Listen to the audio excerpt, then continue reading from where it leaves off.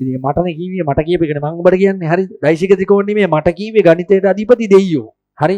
එහෙනම් දෛශික ත්‍රිකෝණ නියමයේ ආවේ කොහොමද මේකෙන් මෙහෙම වෙනවද කියලා මම තර්ක කරන්න යනවද මොන වෙලාවකවත් නෑ. ඊ කියොත් එහෙම මට මේ උගන්නිල්ලත් ඉවරයි. හරි සාපේ වදිනවා. හරි.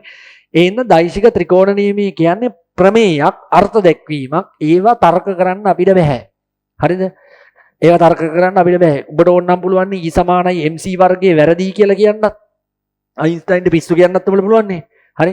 ඔබලා නිකන් දන්නවනම් හරි මම කියලාත් දැන් සමහරලාට අයින්ස්ටයින්ට අනුව කාලය කියන එක නිරපේක්ෂයිද සාපේක්ෂයිද?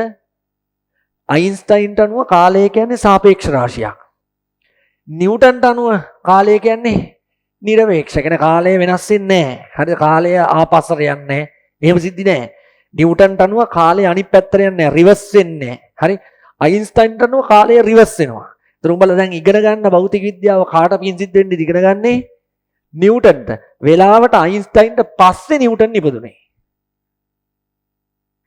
අයින්ස්ටයින් ඊට කලින් එහෙම ඉපදුනා. නිව්ටන්ට පස්සේ අයින්ස්ටයින් ඉපදුනා. තොපි කාලයත් නිරපේක්ෂයි කියලා හදන්න ඕනේ. හරි? ඒ කියන්නේ දැන් ඔය නිව්ටන්ගේ භෞතික විද්‍යාවේ මොන වෙලාවකවත් කතා කරන්නේ නැහනේ මේ කාලය හරහා ගමන් කිරීමක්. ඔය දැන් ඔබලා අර කාටුන් වල දැකලා තියෙද කාල යන්ත්‍ර වලින් අතීතයට යනවා. එහෙම සීන් නේ තියෙනවද? ඔව් දැකලා තියෙනනේ. ඔබටත්